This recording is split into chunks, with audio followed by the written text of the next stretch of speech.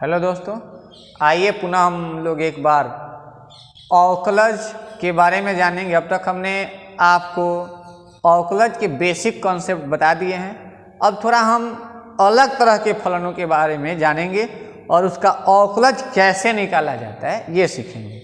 Very simple method से हम आपको बताने का प्रयास करेंगे। मुझे उम्मीद है कि आपको ज़रूर समझ में आएगा, बशर्ते आप मेरे वीडियो को ध्यान से देखें। कहीं भी दिक्कत हो तो आप कमेंट बॉक्स में ज़रूर कमेंट करें कि मुझे ये समस्या आती है। मैं समस्या को दूर करने का प्रयास ज़रूर करूँगा। मेरा उद्देश्य है कि मेरे वीडियो से ज़्यादा बच्चा लाभ उठा सके और इसमें किसी प्रकार का कोई बर्डन ना आए, ताकि उनको लगे नहीं कि हाँ हमारे पास पैसा नहीं है तो हम कैसे पढ़ पाएंगे। आप फ्री का नेट यूज करते हो, उससे फ़ायदा ये है कि आप इस तरह के किसी भी टीचर का वीडियो ज़रूर देखें जिससे आपको लाभ होगा, न कि आलतू फालतू वीडियो को देख करके अपना समय भी बर्बाद करते हैं और अपना लाइफ भी चौपट करते हैं। आइए मैं आपको बताता हूँ संयुक्त फलनों का अवकलज, डेरिवेटिव ऑफ कंपोजिट फंक्शन। संयुक्त मतलब कंपाउंड भी इसको कह सकते हैं, डेरिवेटिव ऑफ कंपाउंड फंक्शंस, यानी ये फ्री नहीं होता है, संयुक्त नाम ही है संयुक्त फलन है क्या। अब तक आपने अस्पष्ट फलनों का अवकलज ज्ञात करना सीखा, अब ये हो गया संयुक्त फलनों का अवकलज। जैसे आपने सीखा था y बराबर साइन एक्स, y बराबर 2x² plus 3 into x plus 3, तो ये अस्पष्ट हैं, फ्री फंक्शन है यानी स्वतंत्र। अब है संयुक्त। संयुक्त फलन क्या है? जैसे मान के चलिए आपने पढ़ा होगा साइन स्क्वायर एक्स। आप सोचिए कि क्या यह स्वतंत्र फलन है या संयुक्त फलन है, तो कैसे, यानी हम जानेंगे पहले कि संयुक्त फलन क्या होता है। तो अगर हम यहाँ साइन एक्स का मान ज्ञात करें तब जा करके हमें साइन स्क्वायर का वैल्यू पता चलेगा। जैसे आपने पढ़ा y बराबर साइन एक्स, तो यहाँ सिर्फ x का मान पता हो साइन π/6, तो आप इसका मान निकाल सकते हो 1/2। लेकिन अगर यहाँ x का मान भी पता हो तो आप इसका मान ज्ञात नहीं कर सकते हैं, क्योंकि इसके बाद भी आपको वैल्यूएट करना पड़ता है। जस्ट लाइक यह जो फलन होता है यह संयुक्त फलन होता है। और भी ऐसे फलन है साइन स्क्वायर, साइन x², ये हमारे संयुक्त फलन होते हैं, क्योंकि यह साइन जो है x², तो पहले जब तक x² का मान क्लियर नहीं होगा तब तक इस साइन का मान निकालना संभव नहीं होगा। जैसे और भी फलन आते हैं रूट अंडर साइन एक्स, तो रूट का मान कब निकलेगा? जब साइन का मान क्लियर होगा। जब तक साइन का मान क्लियर नहीं होता है तब तक इस रूट अंडर साइन का मान क्लियर नहीं होता है। यानी इस प्रकार से हम देखते हैं कि ऐसे जो फलन बनते हैं ये स्वतंत्र नहीं होते हैं, संयुक्त फलन होते हैं। तो इनका हम कैसे अवकलज निकालेंगे? वेरी सिंपल मेथड, बहुत आसान तरीका से हम आपको बताएंगे। हम चेन रूल, श्रृंखला विधि से जानेंगे। चेन रूल मेथड से या चेन रूल मेथड का इस्तेमाल कैसे किया जाता है संयुक्त फलनों का निकालने के लिए। मुझे उम्मीद है कि आपको हमने जो भी फॉर्मूला अब तक पढ़ाया है याद होगा। तो ऐसे जो फलन, जैसे मान लीजिए y = tan³ x, tan4x, यानी पावर, या y बराबर tan n का पावर x, या y बराबर ax प्लस b का पावर n, या 3, 4, 5 एंड सो ऑन। n का मतलब एनी नंबर, यानी इंटीजर्स, यानी कोई भी पूर्णांक हम ले सकते हैं और इसका डेरिवेटिव कर सकते हैं। तो ऐसे जो फलन होते हैं ये हमारे संयुक्त फलन होते हैं। तो इनका हम कैसे डेरिवेटिव निकालेंगे आइए हम जानेंगे कि संयुक्त फलन, हमें उम्मीद है कि आपने अब तक समझा होगा कि संयुक्त फलन होता क्या है। आपसे पूछा जाए कि क्या tan x का मान रखने से इसका मान ज्ञात करने के लिए हमें सबसे पहले किसका मान चाहिए? तो tan x का मान चाहिए। और tan x के लिए क्या? तो x का मान चाहिए। अगर यही कह देता है कि y बराबर tan x, तो x का मान निकालने से ही हमारा ये फलन वैल्यूएट हो जाता है। लेकिन अगर ये पावर दे देता है तो tan x का मान, मतलब ये पावर वाले जो भी पद होते हैं ये ऐसे भी या किसी भी दूसरे रूप में लिखे रहते हैं तो वो संयुक्त फलन होते हैं। आइए देखते हैं कैसे हम संयुक्त फलन का डिफरेंशिएशन करेंगे। आप ध्यान से देखेंगे हमारे वीडियो को, और कहीं भी आपको दिक्कत हो तो बेधड़क हमारे कमेंट बॉक्स में साफ सुथरा कमेंट करें और बताएं कि हमें आपकी वीडियो से लाभ होता है या कष्ट होता है। मैं ज़रूर आपको लाभ पहुंचाने का प्रयास करूंगा। जैसे मान लीजिए y दे दिया tan क्यूब x दिया, तो हमने कहा था differentiate with respect to x dy upon dx, d tan cube x upon dx हो गया। ये फर्स्ट फॉर्म हो गया। लेकिन आपको पता है कि tan क्यूब x डायरेक्ट मान नहीं देता है, तो इसको हम लिखते हैं d upon dx tan cube x, यानी जो होता है हमारा d अपॉन dx, तो इसको हम लिखते हैं d tan क्यूब x बटा, यानी tan क्यूब जो है किस पर डिपेंड है, तो tan पर, यानी पहले यह tan x के सापेक्ष बदलेगा तब जा करके x के सापेक्ष बदलता है। यानी जब तक हम tan x का वैल्यू नहीं पता कर सकते हैं तब तक tan क्यूब का मान नहीं निकलता है। अब tan x यानी tan x अब किस पर डिपेंड है, x पर, तो ये x के सापेक्ष बदल जाता है।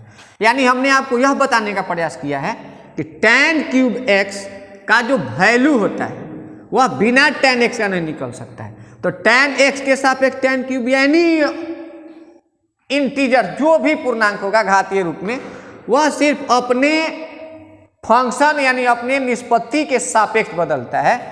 तो यहाँ हम जो रूल अपनाते हैं वह घातांकीय रूल x के पावर n, यानी यह क्या है, इससे कोई मायने नहीं रखता है। तो हमारा पावर आता है 3, यानी भाई n आ गया 3 माइनस 1x। अब tan x का आपने पढ़ा होगा कि होता है sec स्क्वायर x।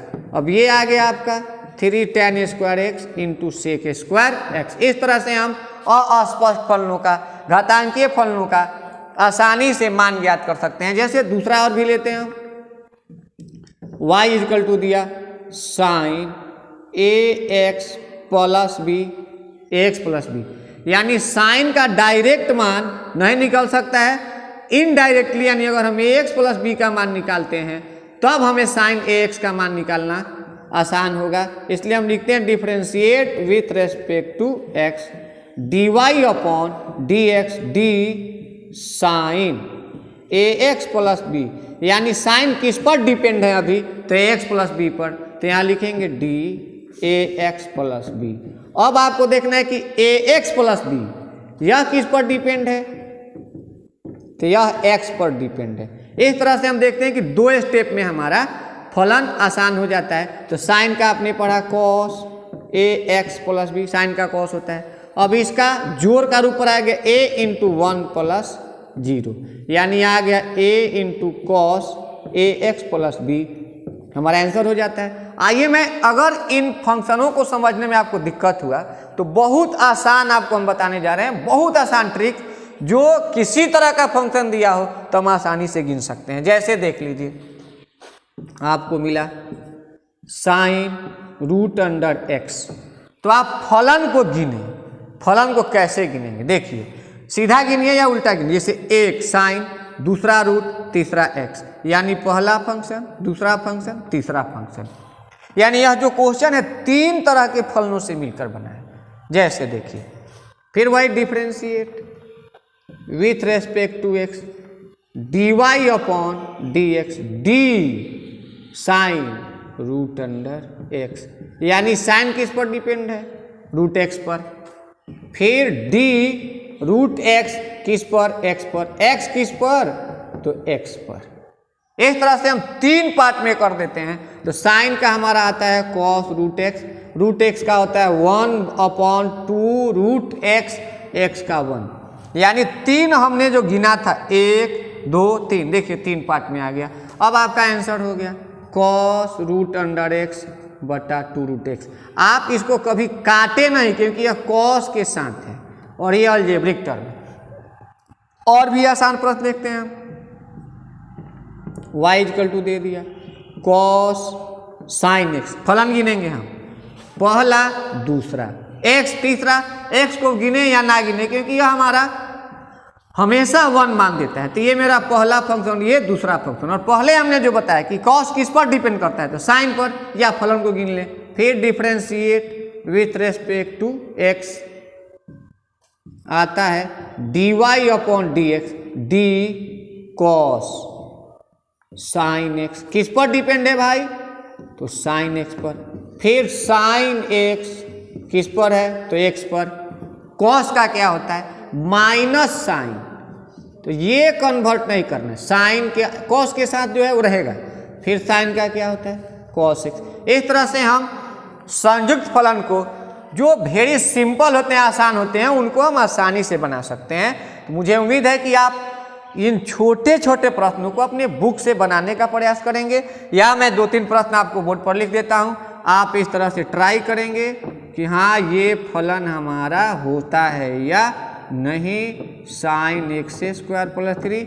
यानी देखिए इसमें मैं बता देता हूं कॉस टेन 2 फलन, साइन एक्स स्क्वायर प्लस 3, यानी फंक्शन गिनने आना चाहिए कि हाँ कितने फंक्शन हैं। जैसे y बराबर साइन टेन कॉस, आपने इस तरह के क्वेश्चन को देखा होगा कि ये क्वेश्चन हम कैसे बनाएंगे। देखिए इसमें फलन कितने हैं, पहला 1, दूसरा, तीसरा, चौथा, यानी ये 4 फलन है। अगर इसे चेन रूल में तोड़ा जाए तो आता है dy upon dx, d sine tan cos root x, यानी जो साइन है ये टोटल इस पर डिपेंड है। तो टेन कॉस फिर रूट x, इस तरह से हम टेन को कन्वर्ट करते हैं तो हमारा आता है d tan cos root x। अब टेन किस पर है, तो कॉस रूट x। फिर अब कॉस की बारी आती है, d cos root x, d root x पर है। फिर रूट किस पर है भाई, तो रूट हमारा x पर है। इस तरह से हम इसे कन्वर्ट करते हैं। ऐसे प्रश्नों को मैं नेक्स्ट वीडियो में बताऊंगा। तब तक लिए आप जो आसान प्रश्न है, जो वेरी इजी क्वेश्चन है, जो सिंपल है, उसको आप बनाने का प्रयास करेंगे। नेक्स्ट वीडियो में मैं आपको जरूर इससे बेहतर जो संयुक्त फलन होंगे बताने का प्रयास करूंगा। उम्मीद है कि आपको वीडियो और ये डेरिवेटिव निकालना जरूर पसंद होगा।